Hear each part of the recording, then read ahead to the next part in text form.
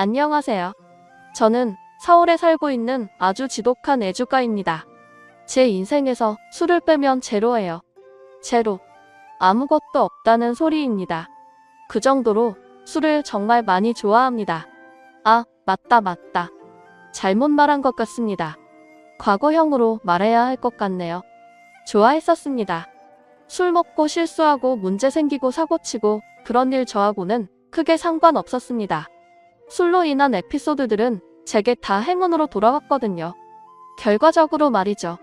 사람들이 가장 많이 하는 말 중에 과정이 진짜 중요하다는 말이 있잖아요.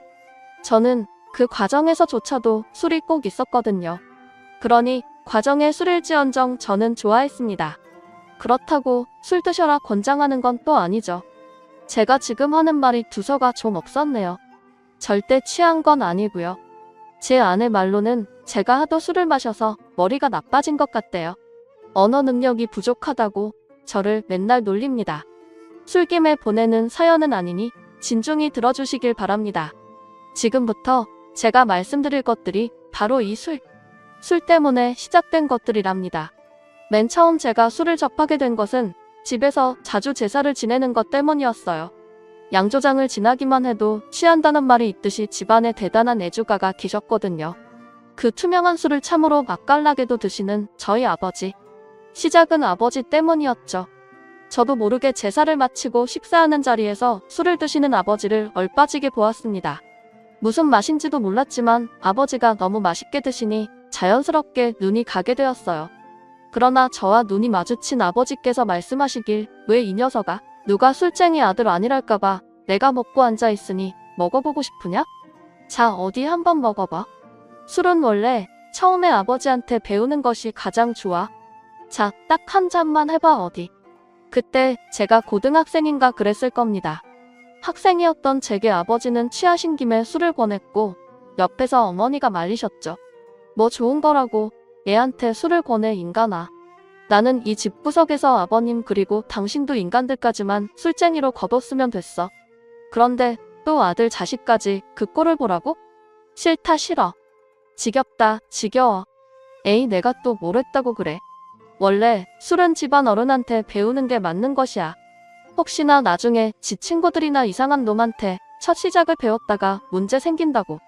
집에서 이렇게 배우는 게 훨씬 좋아. 그래서 집에서 제대로 술 배우신 당신은 뭐 아무 문제 없수? 말이나 못하면. 하여간 술만 마시면 헛소리 쓸모없는 소리. 제가 듣기론 돌아가신 할아버지께서도 굉장한 애주가를 아셨습니다. 아주 어릴 때 기억에 할아버지 밥상엔 늘 술이 있었고요. 어쩌면 제가 태어나서 줄곧 시야에 들어왔던 것 중 하나가 술이었을지도 모르겠네요. 그리고 제 아버지도 매일 반주를 드시는 분인데 어머니 말로 크게 사고를 한 번 치셔서 그 뒤로는 늘 집에서만 술을 드신다고 하셨습니다. 그 큰 사고가 바로 저를 낳은 것이죠. 그런 이유로 어머니는 술이라면 질색팔색을 하셨습니다. 내가 저 인간이랑 술만 안 마셨어도 이렇게 안 살고 있으려나? 아유, 지겨워. 헤헤헤. 그러게 왜 처음 먹는 술을 나랑 마셨나? 딴 놈이랑 마셨으면 딴 놈이랑 살았겠지. 그래서 뭐든 처음이 중요하다는 것이야. 내 엄마가 나랑 술 한잔하고 덜컥 널 가졌잖냐. 얼마나 좋으냐. 술 한잔엔 님도 보고 뻥 떴다고. 어머니는 그 뒤로 술은 입에도 안 대셨고 아버지 말씀이라면 넌덜 머리가 난다고만 하셨죠. 그렇지만 저는 이상하게도 그날 아버지께 받은 한 잔의 술이 그렇게나 달고 맛있었습니다. 여태까지도 그 한 잔이 계속 생각날 만큼 말이죠. 아마도 지금은 술을 권했던 아버지가 돌아가셔서 더더욱이 그 술이 달게 느껴진 것 같습니다. 저는 그때 술 맛을 본 이후로 제사 때 몰래 남은 정종을 맛보았습니다. 한참 어릴 때였는데도 진짜 달고 그 특유의 향이 너무나 좋았어요. 과자나 맛있는 음식보다도 술이 제일 맛있었어요. 고작 고이짜리가 말입니다. 저는 티 안 나게 몰래 잘 훔쳐 마셨다고 생각했습니다. 한 잔 먹고 알딸딸해지면 1시간 정도 지나서 또 먹었어요. 그러면서 양이 너무 줄었다 싶으면 물을 채워 놓았죠. 어차피 어머니는 술을 한 모금도 안 마실 터이고 아버지는 다른 주종을 드셨거든요. 냉장고에 있는 남은 정종은 어머니가 음식 잡내 제거할 때나 쓰셨습니다. 그런데 그런 식으로 저의 주량이 늘어가고 채워가는 물도 늘다 보니 그만 어머니에게 딱 걸리고 말았어요. 제사가 끝나고 그 다음날 어머니께서 말씀하시더라고요. 어느 정신 나간 놈이 자꾸 정종을 훔쳐먹네? 훔쳐먹을 게 그리도 없나? 술을 훔쳐먹게. 참나. 돼지고기에 정종을 한만 뿌려도 잡내가 안 가셔 잡내가. 술이 아니라 물인가 보네. 어머니는 제 앞에서 들으라는 듯이 말씀하셨고 아버지는 그 말을 듣고 그저 허허 웃으셨어요. 그때부터 저는 공공연하게 일찍이 술맛을 알아버린 술꾼 타이틀을 가지고 있었습니다. 고2 버릇 100살 간다고 고등학교를 졸업하던 날 저는 술로 인해 가장 큰 실수를 저질렀어요. 저는 술꾼 타이틀에 걸맞게 졸업을 기념하여 친구들과 거하게 술을 마시고 싶었습니다. 그래서 민증을 조작해서 술집에 갔죠. 옛날에는 지금이랑 다르게 생각보다 허술했거든요. 아름아름 알면서도 모르는 척 해주는 것도 있었고요. 저는 술집에 친구들 5과 같고 진짜 곱비 풀린 망아지들 마냥 술을 마셨습니다. 맨날 옴싹옴싹 훔쳐서나 먹었지 그렇게 들이부으니 그렇게나 좋을 수가 없더라고요. 그러다가 친구들이 술만으로는 재미가 없었는지 어느새 옆 테이블 여자분들과 합석을 했어요. 그쪽은 대학교 1학년이라고 하더라고요. 솔직히 너무 성숙하고 한눈에도 누나 같아 보였어요. 어색하게 막 교복을 벗은 티 안 내려고 촌스럽게 꾸민 우리 일행과는 차원이 달랐죠. 그래서 친구들과 호기심에 그 누나들과 합석을 했고 그 중에서 정말 예쁜 애가 있었어요. 그쪽도 제가 싫지 않은지 계속 쳐다보길래 나한테 마음이 있구나 했습니다. 친구들과 다 같이 서로 각각 짝을 쥐어서 헤어졌고 저는 그 예쁜 애와 남았죠.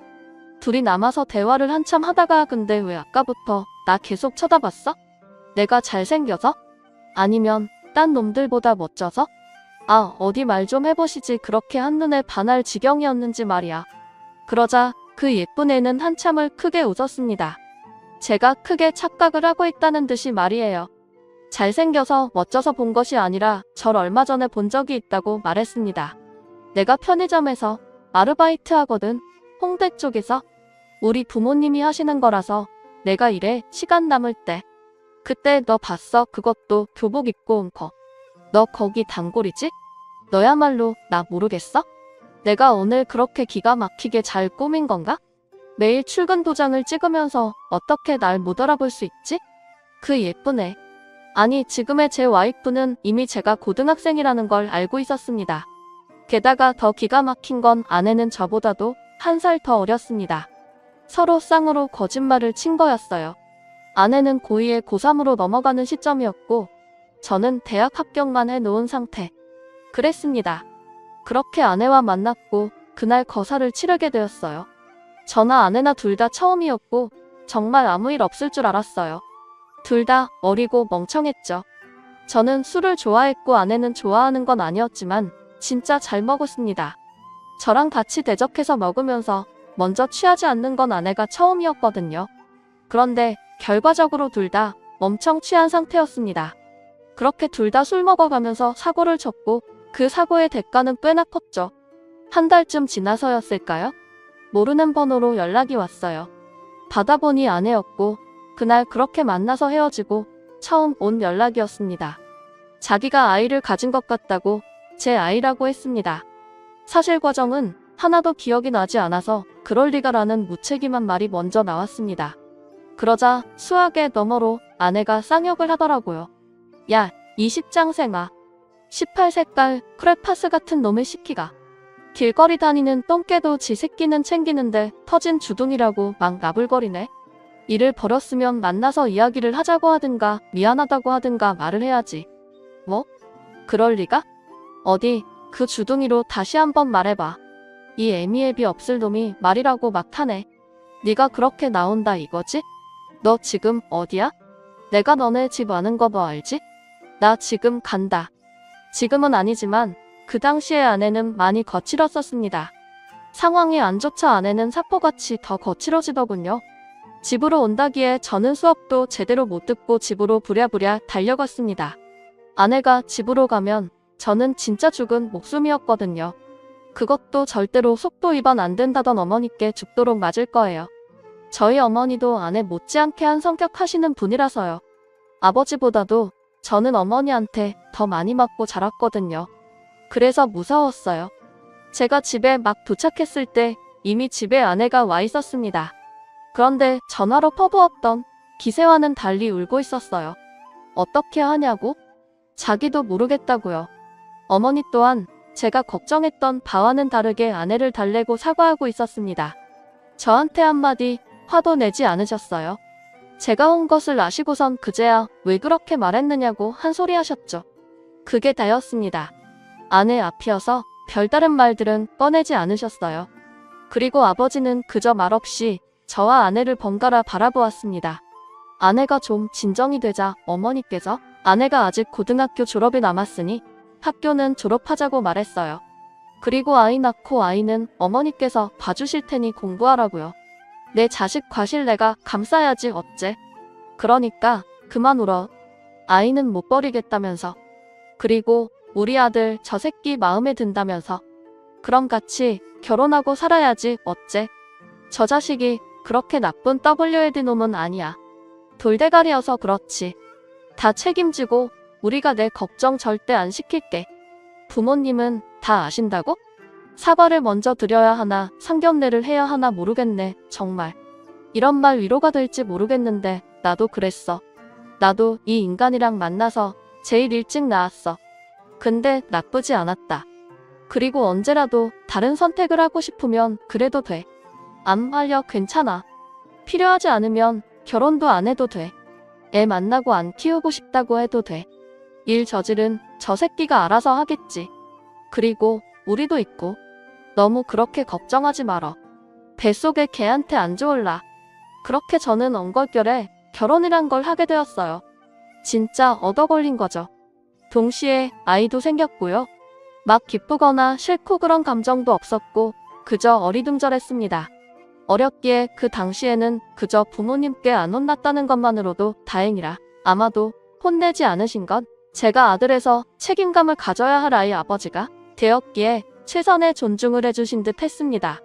제가 결혼을 하고 어머니께서 미안한 마음에 아내를 챙겨주고 싶다고 집에서 살라고 하셨습니다. 저희끼리 살면 뻔히 고생이 보인다고 말이죠. 이렇게 한참 어린데 내가 집으로 불러들여서 시집살을 시키겠어. 뭐하겠어? 내가 아들만 하나라 딸 하나 더 생겼다 치고 도와줄게. 나를 시어머니라고 생각하지 말고 너 애 봐주는 사람 정도로 치자. 그래야 내가 마음이 편하겠어. 배불러서 애 낳고 힘들어하는 거 엄마가 보시면 얼마나 마음이 안 좋을 거야. 나이도 어린데. 친정엄마랑 있는 게 편하면 그렇게 해도 되는데 그럼 내가 짐을 떠넘긴 것 같아 보일까봐. 우리랑 사는 쪽으로 생각해보자 아가. 응? 저도 좋아요. 아버지가 많이 화가 나셔서 집에서 편하게 지낼 자신도 없어요. 집에 있는 게 더 불편해요. 여기로 들어와서 살게요. 앞으로 잘 부탁드려요. 저 아이도 잘 낳을 거고요. 공부도 마치고 싶어요. 그렇게 아내는 제 방으로 들어와서 살게 되었어요. 아내는 고3까지 마치고 아이를 낳았습니다. 저는 결혼을 꿈꿔본 적도 없고 아이를 생각해 본 적도 없었지만 저를 쏙 빼닮은 딸아이가 진짜 예뻤습니다. 이렇게 아빠가 되는 거구나 싶었고 이상하게 벅차올랐죠. 아이 보려고 수업도 겨우겨우 가고 하루에 2시간 3시간 자도 좋았어요. 제가 우는 아이를 달래주면 아이가 저를 보면서 그렇게 예쁘게 웃었거든요. 내가 이걸 보려고 술을 그리 먹었나? 잘했다 싶기까지 했습니다. 그리고 아이를 낳으면 정말 엄마가 되는 것인지 제게 화만 내던 아내가 달라졌어요. 아이도 잘 돌보고 학업도 이어서 했어요. 한 해도 쉬지 않았고 대학에도 붙었죠. 어머니는 아내에게 약속했던 대로 아이를 맡아주셨고 아내는 대학을 다녔죠. 아내와 어머니의 사이는 제가 생각했던 것보다는 꽤 좋았습니다. 아내에게 제일 고마운 것 중 하나이기도 했고요. 어머니는 조건 없이 도와주신다고 하셨지만 아내는 막연히 도움만 받지는 않았습니다. 며느리로서도 잘했고 진짜 딸처럼 저희 부모님을 챙겼습니다. 어쩌면 저보다도 더 나았고 그 덕에 집안 분위기도 더 좋아졌어요. 나중에는 저희 어머니께서 절 칭찬하기도 했습니다. 뭐 하나 제대로 하는 것도 없이 술만 처먹는 놈이 유일하게 잘한 일이라고요. 복덩이를 2식이나 안고 들어왔다고 했습니다. 욕인지 칭찬인지 모르겠지만 우선 기분이 좋으니 웃고 말았죠. 사고 쳐서 아이를 낳았지만 고난은 하나도 없었어요. 그 모든 게 부모님 덕이었고요. 그리고 장인 장모님께서도 저를 크게 원망하지 않으셨어요. 그것 또한 저희 어머니께서 본인이 죄인인 것처럼 직접 찾아가서 앞으로의 책임에 대해서 잘 설명해 주셔서 그런 듯합니다. 말 그대로 저는 부모님 덕을 톡톡히 본 것이죠. 왜 자식은 정작 그렇게 한없이 받을 때는 그 고마움을 모를까요? 일찍이 사고를 쳤지만 꼬박 6년을 부모님께서 고생을 해주신 덕에 저희는 아쉬울 것 없이 학교며 직장을 얻었습니다. 제 딸아이가 초등학교에 들어가고 그때쯤에 저의 친구 같은 아버지께서 돌아가셨습니다. 제 인생에서 가장 힘든 시기를 뽑으라면 그때였던 것 같습니다. 막 직장을 구해 정신이 없어서 정작 아버지와는 제대로 술 한잔하지 못했었는데 그런 아버지가 아쉽게도 너무 빨리 가버리셨어요. 저도 아내도 아버지 돌아가신 날 참 서럽게도 울었습니다. 그리고 아버지 장례식장에서 아버지의 사진에 대고 제대로 처음 술 한잔 올렸습니다. 아버지 언제 한번 제대로 대결하자고 하셨는데 이제야 이렇게 한 잔 드리네요. 진짜 죄송해요. 속만 썩이고 나 사는데 정신 팔려서 그 좋아하시는 술 한 잔 못 건네드려 죄송합니다. 그렇게 술 한 잔으로 아버지를 겨우 보내드리고 저희 가족 모두가 일상으로 돌아왔습니다. 그러다 딸아이가 어느 정도 사리 분별이 가능해지면서 질문이 와장창 쏟아지기 시작한 겁니다. 그러면서 아내의 근심이 늘어만 갔죠. 여보, 어제는 우리 딸이 글쎄 사랑이 뭐냐고 묻는 거야. 그래서 엄마랑 아빠가 만나서 사랑해서 우리 딸이 태어난 거라고 했더니 어떻게 만나게 됐냐고 묻는데 순간 나 말 못했다. 우리 애한테는 솔직하게 말하지 말자. 술집에서 만나서 사고 쳐서 내가 생긴 거다. 그걸 어떻게 말해? 실망할 거 아니야. 자기가 그렇게 태어난 거라고 하면 과정이 뭐 그렇게 중요해. 어차피 나는 그때 당신한테 첫눈에 반했었어.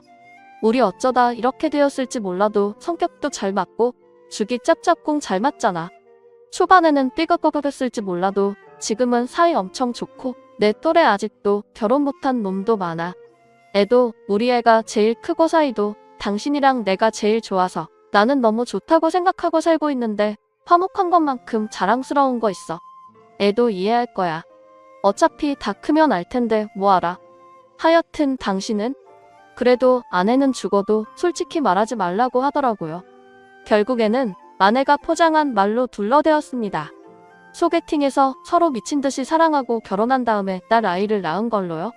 그래도 나이 계산해보면 금방 들통날 거짓말이었는데 말이죠. 그리고 딸 아이에게만 그리 말한 게 아니라 아내는 주변에도 제대로 말을 안 했어요. 부끄럽다고 말이죠. 알고 보니 처가에서도 원래 저희가 사귀고 있었던 걸로 알고 계셨더라고요. 아내 지인들도 저희가 연애만 한 3년 하다가 사고 쳐서 결혼한 걸로 알고 있었죠. 좀 의아하기는 했지만 남들이 들었을 때 단하루로 아이를 가지고 그 이후로 결혼했다고 하면 무조건 안 좋게 볼 것은 뻔하긴 했습니다. 그런데 아내가 그렇게 열심히 포장한 것들을 제가 또 그 술로 인해 다 발설해버렸습니다. 때는 장인어른 생신이었고 아내, 형제 가족들이 모두 모인 자리였어요. 다른 가족들은 술을 못 마셔서 저와 장인어른만 술을 마셨고 일을 하다가 가서 그런지 피곤해서 술이 막 올라왔어요. 그래서 분위기에 취해서 무리해서 더 마셨죠. 그러다 보니 만취해버린 거예요. 그 와중에 처형과 아내가 이야기하는 것이 제 귀에 들려왔습니다. 제가 기억하는 건 이 대화까지였습니다. 그런데 제가 뭐라고 짓거렸는지 아내에게 들어서 알아요. 너무 취해서 기억도 안 났거든요. 아유, 처형 아니에요. 아니에요. 아, 저희가 무슨 3년씩이나 만납니까? 그때 제 여자친구 이름이 아니다. 아무튼 그땐 이 사람 알지도 못했어요. 이 사람이랑은 당일에 만나서 당일에 생겨서 결혼한 거라니까요. 당신 설마 처형한테도 뻥쳤어? 우리 연애 오래 하고 애 생긴 거라고? 왜 그랬어? 내가 그거 부끄러운 거 아니라고 했잖아. 결과가 좋으면 되었지. 뭘 또 가족끼리 포장은? 처형 아니에요. 아니에요. 저희는 원나잇. 다음날 일어나니까 입안에서 피맛이 났던 걸 보면 아내가 한 대 친 게 분명해요. 그런데 곧 죽어도 자기가 때린 적은 없었다고 발 빼더라고요. 제가 분명 아내가 손목 욱신거린다고 하는 걸 봤는데도요. 무튼 그날 일로 인해서 저와 아내의 숨겨진 히스토리가 만천하에 다 들통났습니다. 다행히 10여 년 전 일이라서 처가 식구들께 혼이 나진 않았습니다. 다만 아내만 민망해졌을 뿐이지만요. 그 다음에 처가에 갔을 때는 둘째 계획에 혈안이 되어 있던 처형이 어떻게 해야 한 번에 애를 가지냐고 저를 영웅 보도다였죠. 장모님께서는 그래도 어린 나이에 책임지는 거 잘했다고 격려해 주었습니다. 쉽지 않은 선택이었다면서요. 물론 저보다는 저희 어머니가 책임을 정리하신 거지만요. 그리고 그제야 알게 된 것이 아내에게 제가 첫 남자친구였다 하더라고요. 그래서 그렇게 울고 불고 겁을 먹었던 거였어요. 센 척은 혼자 다 하더니 말이에요. 저와 처음 만났던 술집에서 그렇게 누나인 척하면서 연애 고수인 척하더니 다 아내의 허세였다는 걸 알게 되었죠. 그렇게 제 주장으로 인해 의미 있는 사실들을 알게 되어 저는 오히려 좋았어요. 어차피 다 같은 가족끼리인데 그것 좀 알면 어떠니까. 그래도 현재 이렇게 잘 살고 있으니 된 것이지요. 어쩌면 술이란 놈은 내게 아군이지 않을까 싶었죠. 제 인생에서 술은 단 한 번도 고난을 준 적이 없었고 늘 좋은 결과만을 주었으니 말이에요. 그런데 그렇게 생각만으로 인생이 흘러간다면 그건 드라마나 영화 속의 일이겠죠. 저는 회사에서 2차례의 진급을 했고 누구나 그리하듯 저도 조직 내에서 거슬리는 사람이 존재했습니다. 저와 동기이지만 회사 대표 아들이라는 이유로 초고속 승진을 한 놈이었어요.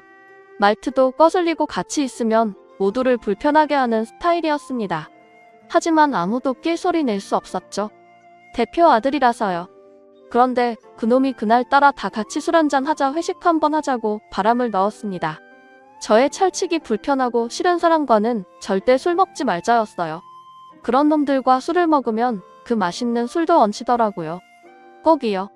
그래도 그놈이 워낙 괘씸해서 제대로 벗겨 먹자는 생각으로 돌진했죠. 회식 장소에 가서 말도 안 하고 연거푸 술만 먹었습니다. 그러니 그놈이 저에게 아이고 우리 팀장님 술을 그렇게나 잘 드신다면서요. 아, 사내 소문이 자자합니다. 어디 저랑 오늘 대결 한 판 하시겠어요? 저도 주량하면 어디 뒤지지 않거든요. 저랑 오늘 끝까지 한번 겨뤄보시죠. 그래요? 그래요. 그럼 어디 한번 같이 마십시다. 얼마나 하는지 지켜보죠 그럼. 이놈이 저를 계속 도발하는 겁니다. 상대 하나면 그만인 것을 괜한 술부심에 기꺼이 알겠다고 말하곤 눈을 부러리며 퍼마셨어요. 그러다가 어느 시점부터 많이 취했는데 동료 말로는 제가 삿대질을 하면서 나이도 어린 놈의 새끼가 부모 믿고 그렇게 나대서야 되겠냐? 싸가지 없는 놈. 너 우리 회사에서 입지가 어느 정도인 줄 알아? 야, 저 바닥에 뭘 흐른 거 보이지? 내가 딱 저 정도야. 시간만 좀 지나면 말라서 사라질 정도라는 기세라고 알아? 대표 아들이라니까 뭐라도 되는 줄 아나 본데? 착각하지 마. 넌 그냥 한번 쑥 훔쳐내면 있었는지 없었는지도 모를 인간이니까. 저 바닥에 고인 더러운 물처럼 말이지. 다들 그렇게 생각해. 나뿐만 아니야. 넌 백만 있고 능력 없는 건 회사 사람들이 다 안단 말이지. 이 빛 좋은 개살구 같은 새끼야. 제가 그렇게 퍼부어 말하자 화가 난 대표 아들의 한숨을 쉬었고 그 모습을 보다 6탄전이 벌어졌다 했습니다. 물론 제가 선빵을 먼저 날렸고요. 그래서 한참을 개싸움을 하다 막판에 제가 그놈 뺨을 후려갈긴 겁니다. 제대로 자존심 나가게 한 거죠. 회사 내에서는 철없는 대표 아들 후려친 영웅이 되었지만 실제로는 언제 잘려도 이상하지 않을 위태로운 사람이 되었습니다. 그러다 회사에서 구조조정이 들어갔을 때 보란듯이 제가 제일 먼저 정리되어 버렸어요. 저 같아도 저 먼저 잘났을 것 같긴 해요. 같은 조건이면 찔리는 게 있으니 저는 어떤 말도 못 붙이고 회사를 나갔습니다. 그리고 아내에게 사실대로 말했죠. 그러자 아내한테 쳐맞았습니다. 아내들은 꼭 들고 있는 걸로 때리더라고요. 그날은 아내가 마늘 빻는다고 손절구를 들고 있었거든요. 그걸로 배를 얼마나 찌르던지. 왕년에 그 폭력성 어디 안 갔더라고요. 숨기고 살고 있던 것 뿐이었어요. 당신 진짜 미쳤어?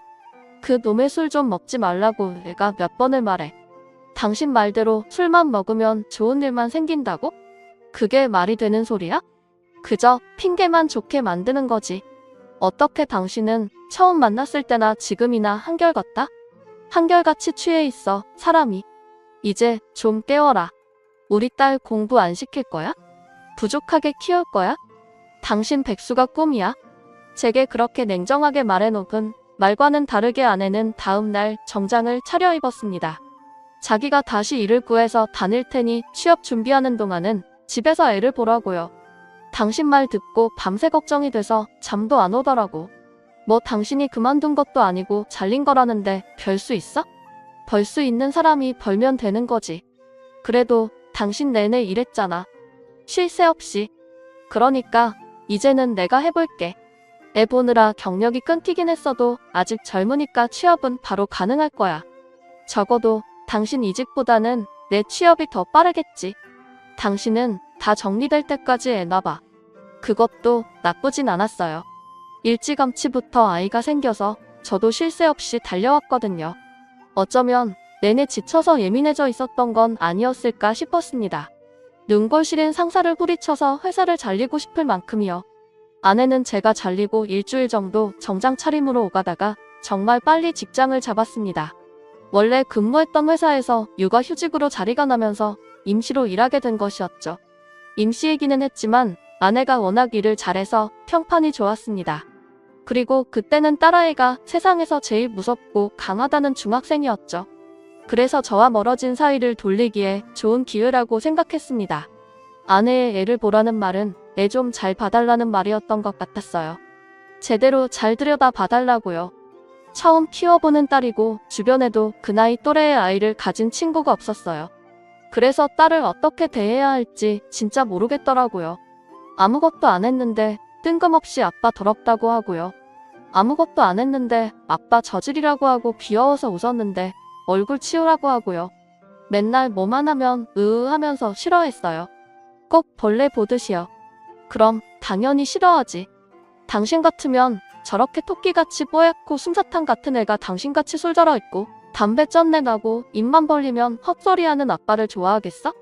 그리고 당신 맨날 속옷 차림으로 돌아다니잖아. 그러지 좀 마. 몸이라도 좋으면 몰라. 무슨 헐랭이 같은데. 뭔 자신감으로 정말. 쉬는 날에는 잘 씻지도 않잖아. 당신은 하루만 안 씻어도 개밥 쉰내. 그러니까 애랑 있을 때는 하루에 2번씩 아침 저녁으로 씻어 제발. 밥 먹을 때도 대충 널어놓고 그지 새끼처럼 먹지 말고. 알겠어? 어머니도 저번에 그러시더라. 집에 아들이 아니라 웬 각설이가 하나 있다고. 무슨 밥을 구걸해서 먹듯이 허겁지겁 왕초에 나오는 거지들도 그렇게는 안 먹더라. 의유 딸이랑 지내면서 매너라는 걸 좀 키우길 바래. 냄새 나는 아저씨 티내지 말고. 좀 바뀌라고. 바뀌어야 애 맘도 바뀌지. 아내의 말로는 예민한 사춘기이니 괜히 도발하지 말라고 했지만 저는 딸아이의 그런 반응이 너무 재미있어서 오히려 더 건드렸습니다. 그래서 중학생 때의 딸은 저랑 엄청 싸우고 툭툭거렸어요. 싸우는 것만큼 빨리 친해지는 거 없더만요. 처음엔 엄청 싫어했는데 나중엔 지도 재미있는지 옆에 슬금슬금 와 있었습니다. 딸이 중3에서 고1 2년 가까이 제가 놀았어요. 장기간 백수였죠. 상사한테 잘린 놈이니 같은 직종에서 이미 소문이 돌 만큼 돌았죠. 그 능력 없고 백 좋은 놈이 좋은 백을 저 앞길 막는 데 쓰고 있더라고요. 그러니 누가 절 채용하겠습니까? 하지만 그렇다고 해서 초조하지는 않았어요. 아내는 꼭 일을 하고 싶었던 사람처럼 신이 나 보였고 임시직에서 정규직이 되었거든요. 한편으로는 제가 계속 집에서 아이를 케어해 주길 바랬어요. 게다가 자식이라는 존재는 언젠가는 집을 떠나 결혼을 하잖아요. 함께 보낼 시간이 많지 않다고 생각하니 제가 집에 있는 게 나쁘지만은 않았습니다. 그래서 가족들 모두에게 제가 백수라고 해서 안 좋을 것이 단 하나도 없었습니다. 그때는 그랬어요. 술이라는 거 진짜 나한테 내내 도움을 주는구나. 결국 나한테 이런 편한 안정을 주는구나 하고 말이에요. 게다가 제일 좋았던 건 집에서 편하게 마시는 술에 길들여진 것이었습니다. 좋은 술에 좋은 안주 근사한 장소만이 좋은 게 아니었어요. 집에서 오이 하나에 소주 한 잔만 먹어도 천하를 얻는 기분이었죠. 회사 끝나고 누구 욕하고 시끌벅적한 데서 비위 맞추면서 먹다가 집에서 아무 생각 없이 무념무상하고 술을 마시니 힐링이 되고 진짜 좋았어요. 그럴 때면 이만한 신선 노름이 없다 싶었습니다. 또 좋았던 것은 한두 번씩 딸아이에게 술을 권할 때였습니다. 제 아버지가 제게 술 맛을 들인 것처럼 말이에요. 그런데 딸아이가 저나 와이프를 많이 닮아서인지 한 입 먹고는 맛있다고 먹더라고요. 살짝 취하는 기분도 나쁘지 않다 하고 말이죠. 오? 아빠, 이거는 괜찮은데?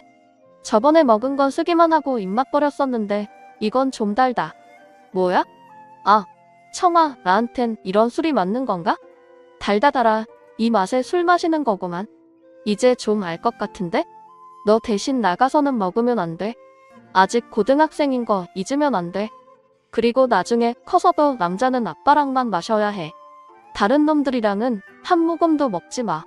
알겠어? 그리고 남자놈들 다 나쁜 놈들이야. 아빠 빼고 누가 술 먹자고 하면 우리 아빠가 먹지 말라고 했다고 말해. 알겠지?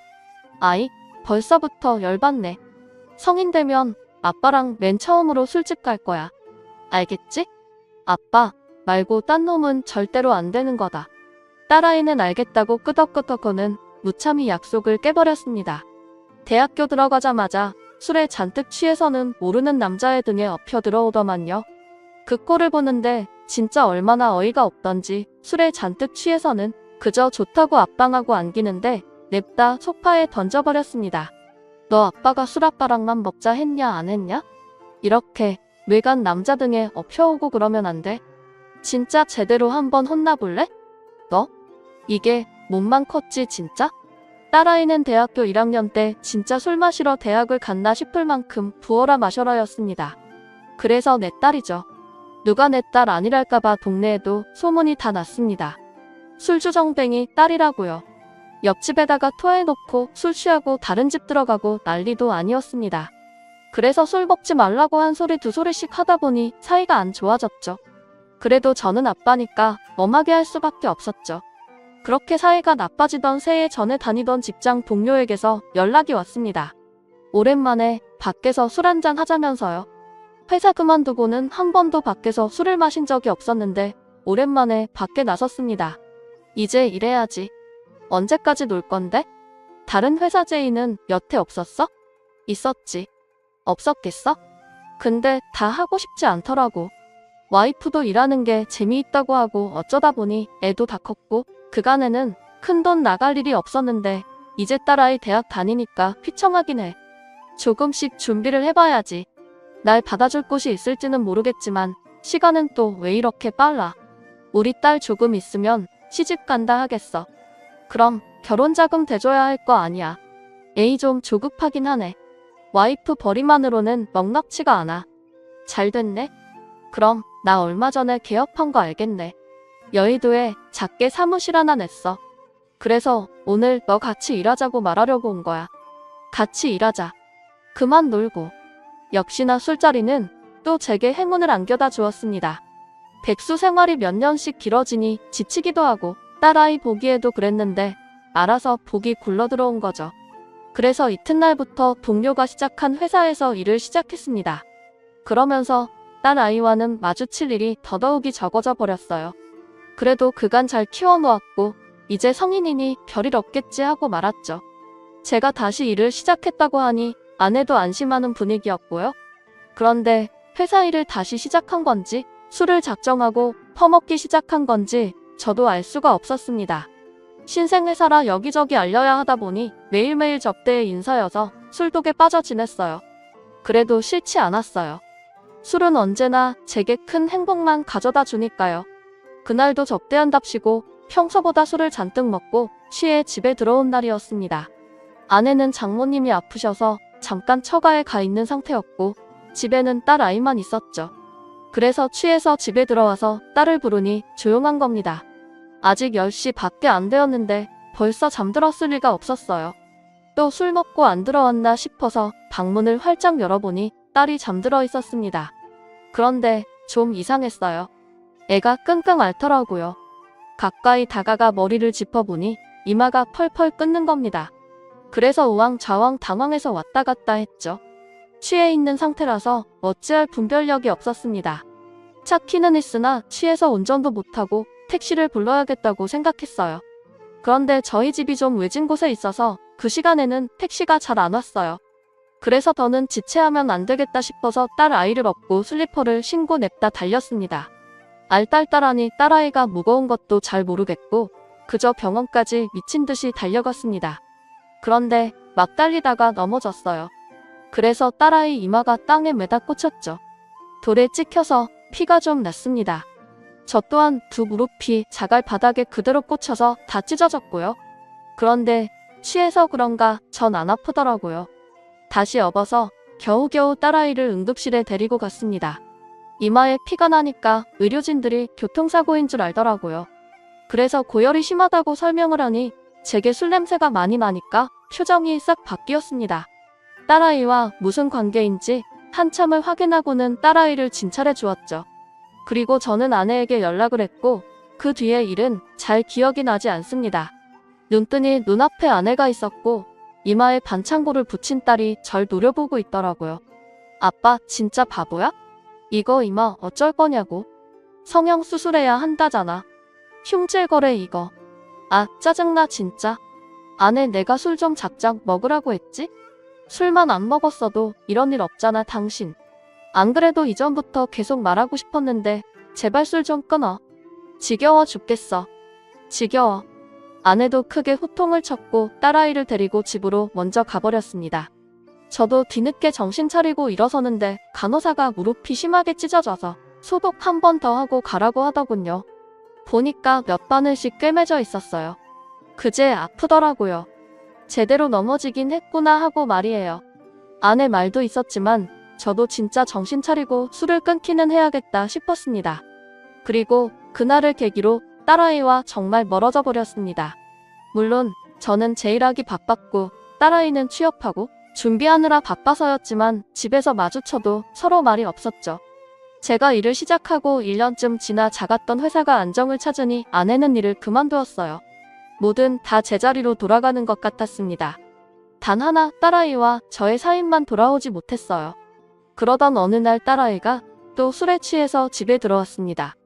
또 처음 보는 남자 등에 엎혀서 말이에요.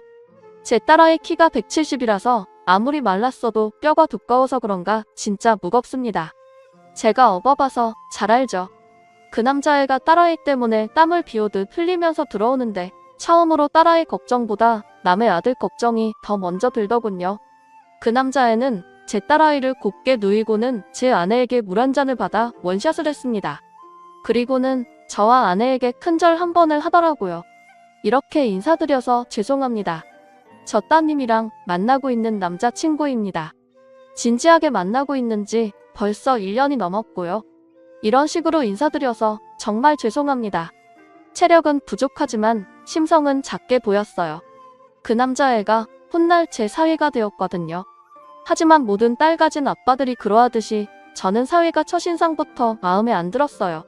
피죽도 못 먹었나 싶게 삐쩍 말라서는 힘도 못 쓰게 생기고 더더군다나 술을 못 먹는다는 겁니다. 자네 술은 좀 하나? 아, 온 김에 나랑 술이나 한잔하고 가지? 제 물음에 주저주저하면서 시원하게 대답을 못하는 겁니다. 그래서 아내가 전이랑 소주를 한 병 가져다 주었어요. 셋이서 같이 한 잔씩만 마셔야겠다 싶었죠. 따라 이 남자친구가 어떤지 좀 볼 겸 말이에요. 그런데 이놈이 술을 한 잔 먹자마자 머리를 냅다상에 들이박는 겁니다. 한 잔 먹고 기절했어요. 그래서 아내랑 둘이 들어가서 안방에 누웠죠. 그리고는 저와 아내 서로 바라보면서 막 웃었습니다. 술 못 먹나 봐. 그런데 우리 딸이랑 어떻게 만났을까? 너무 신기하네. 아참, 나 좀 봐. 내일 저 녀석들 일어나면 먹일 해장국이나 끓여야겠다. 하기는 술 잘 먹고 좋아해봐야 뭐해? 당신처럼 개망나니 같이 살 텐데. 차라리 술 한 잔 못하고 안 좋아하는 게 더 나아. 그래서 우리 딸이 좋아했나? 지 아빠랑 딴 판이라서. 무슨 말도 안 되는. 우리 딸부터 술꾼인데 술꾼이 술 한 잔 못하는 놈 뭐가 좋아 맞나? 살면서 재미없을 건데 당신은 나랑 사니까 그래도 재미는 있잖아. 다음날 사위와 딸아이가 일어나고 아저씨같이 국제로 들이키는 딸아이와 죄송해서 어쩔 줄 몰라 하는 사위를 보면서 참 마음감이 교차하기는 하더군요. 너 이 기집애. 또 그렇게 술 마시기만 해봐? 진짜 가만 안 둬. 참내 누가 누구 보고 술 먹지 말래? 술주정뱅이 원조께서? 나 아빠 딸이야 모르겠어? 부모는 자식의 거울이다. 모르냐고? 아빠부터 고치고 남 지적해. 무턱대고 나한테 술을 먹어라 먹지 말라 하지 말고. 자기는 맨날 숨 쉬듯이 마시면서 나한테만. 저 아버님 제가 최대한 못 먹게 하겠습니다. 어제는 정말 죄송했습니다. 저희 집이 대대로 술을 잘 못 먹습니다. 제 최대 주량이 소주 한 수저예요. 죄송해요. 같이 분위기 맞춰서 못 마셔드려서 죄송합니다. 딸아이와 크게 말싸움으로 번질 뻔했는데 그나마 사위하는 말이 귀여워서 멈췄습니다. 그 이후에는 딸아이와 사이가 잘 좁혀지지 않았어요. 만나면 거의 말다툼하는 게 일이었죠. 싸움은 딸아이가 결혼식을 올리기 직전까지도 계속되었습니다. 결혼 이야기로 이런저런 상의를 하다가 의견이 안 맞아서 딸아이와 언성이 높아진 적이 있었어요. 그때 딸아이가 하는 말이 난 예전부터 아빠 말이 제일 설득력 없어. 아빠가 나한테 어떻게 했는지 기억 안 나? 술 먹고 괜히 나 업고 뛰다가 내 이마 박살냈잖아. 기억 안 나지?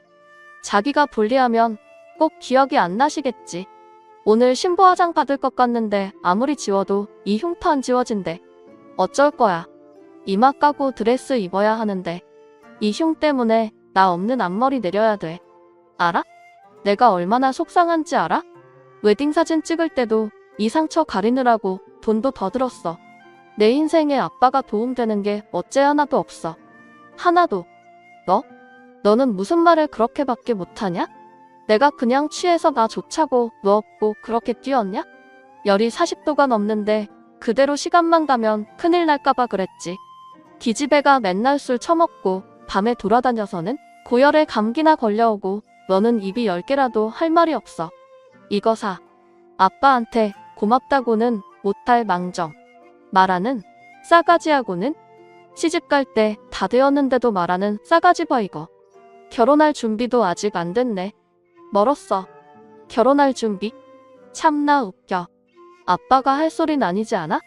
아빠랑 엄마랑 술 먹고 싸고 쳐서 나 가져서 어쩔 수 없이 결혼한 거잖아. 그에 비하면 나는 아주 준비 철저한데 왜 그래? 뭐 할 말 있어? 술 취해서 무계획으로 결혼한 사람이 누군데? 누구 보러? 나는 있잖아. 이 사람한테 좀 창피해. 아무리 엄마 아빠 사이가 좋고 한들 둘이 철없이 하루 사고로 내가 태어난 게 달라지는 건 아니잖아. 이 사람은 말이야. 우리 시부모님이 얼마나 순수하게 사랑하고 서로 믿음을 쌓아오다가 오래 연애하고 결혼해서 세상에 태어났다고. 그에 비하면 나는 무슨. 입에 담기도 창피해 정말. 그러니까 엄마랑 아빠는 입이 10개라도 나한테 할 말 없어. 특히 술에 관해서는 누워서 침 뱉기나 마찬가지라고 알아? 그런데 그때 아내가 딸아이 등짝을 팍 때렸어요. 눈에는 눈물이 글썽해서요. 내가 그런 말들 예상은 했다만 그런 말을 하필 내가 낳은 내 딸한테 들을 줄은 몰랐네. 내 아빠 말 하나 틀린 거 없어. 그런데 내가 지금 내뱉은 말들은 전부 틀렸어. 나랑 내 아빠가 그저 실수로 널 낳아서 결혼한 거라고? 무슨 말도 안 되는. 너는 실수를 평생 감내하면서 하는 게 결혼이라고 생각하니? 이쯤 왔으면 실수가 아니라 사랑이지. 내 아빠랑 나랑 사랑해서 결혼했고 책임까지 감수하고 너 낳은 거야. 그저 단순히 술 먹고 내가 생긴 건 맞지만 그렇다고 해서 우리 가정이 고작 그런 것들만으로 된 건 아니라고. 그리고 너는 내 이마 상처만 보이지? 내 아빠 저 무릎은 안 보여? 내 아빠 여름 많이 타는데 혹시라도 너한테 보이면 마음 불편해? 내 아빠가 너무 불편할까봐 이 더운 여름에도 반바지 죽어도 안 입어. 너 업고 뛰다가 넘어져서 양쪽 무릎을 8바늘씩 꿰매웠어. 간호사가 그러더라. 아빠가 딸 이마에 난 여우 콩만한 상처 신경 쓰느라 본인 무릎 벗겨져서 피가 철철 나는데 그거 아픈 줄은 모르더라고. 꼭 다 말을 해줘야 아는 거니? 내 아빠가 그런 사람이야. 내 일이면 다치고 아파도 다 나서는 사람이라고. 이 나쁜 계집애야. 사위의 부모가 되시는 사돈 내외가 사위를 낳기 직전에 외국으로 건너갔다 하더라고요. 그래서 쭉 거기서 살았고 대학생이 되면서 사위만 한국으로 건너왔다고 들었습니다. 좀 사는 집 자제인가 싶었는데 꼭 그런 것만은 아니라고 하더라고요. 사위의 부모가 외국에 계시는 터라 상견례가 많이 늦어지긴 했습니다. 거의 사돈 집안 빼고 결혼 준비를 했다 해도 가언이 아니었죠. 딸 말로는 요즘은 다들 결혼 준비만 한다고 상견례는 생략도 한다기에 좀 찜찜하긴 했지만 그 의견에 수긍해 주었죠. 그리고 약속된 상견례 날 저와 아내 둘 다 사돈을 보자마자 뒤집어지고 말았습니다. 사위가 공항에서 모시고 오기로 하고 저희 가족만 먼저 와 있는데 딸아이가 혹여나 술 먹고 취해가지고 나를 실수로 가져서 결혼했다는 등 그런 소리 하지 마. 진짜 그러면 가만 안 있을 거야, 아빠. 오두방정 떨기만 해봐. 결혼이고 뭐고 다 작살나는 거야. 두 분 오시면 좀 우아하게 굴어. 술도 입에 대지 말고. 알았지? 어찌나 저한테 헛소리 하지 말라고 단단히 조심을 시키던지요. 하지만 그것도 사돈 내외가 오고서는 다 필요 없어져 버렸죠. 막 문이 열리고 사돈 내외가 입장을 하는데 두 분 다 너무 낯이 익는 겁니다. 제 옆에 있던 아내가 막 이름을 부르면서 언니 하는 거예요. 이게 무슨 상황인지 싶어서 자세히 보니 바깥 사돈 얼굴이 심하게 익숙한 겁니다. 보니까 제 고등학교 동창인 거예요. 그것도 아내와 사고친 그날 밤 같이 술 먹으러 나갔던 그 친구였죠. 아내가 아는 척한 안사돈 또한 그날 밤 아내의 일행이었고요. 딸 아이였고 경황이 없어서 저나 아내나 주변 지인들 대부분 연락을 끊었고 정신없이 살았거든요. 그래서 서로 얼굴을 알아보자마자 막 한참을 반가워하다가 겨우 자리에 앉아서 따져보니 사이가 우리 딸이랑 동갑이거든요. 그렇다는 건 야 아이 너도 야 아이 나도 그날의 거사는 저와 아내뿐이 아니라 그쪽도 마찬가지였습니다. 이 어찌 축하 안 할 수 없는 인연인지라 그날도 엄청 마셨습니다. 딸아이 결혼시키고 여전히 저희는 사돈 양반들과 몇 달에 한 번씩 술자리를 가집니다. 그리고 늘 똑같은 레파토리로 대화를 이어가죠. 그날의 실수가 결국에는 실수가 아니고 모든 게 인연이었음을요. 지금은 나이를 많이 먹고 늙어서 자중하고 있습니다만 역시나 술은 제 인생에서 뗄래야 떼기 어려운 요술입니다. 지금까지 사연을 들어주신 여러분 감사드립니다.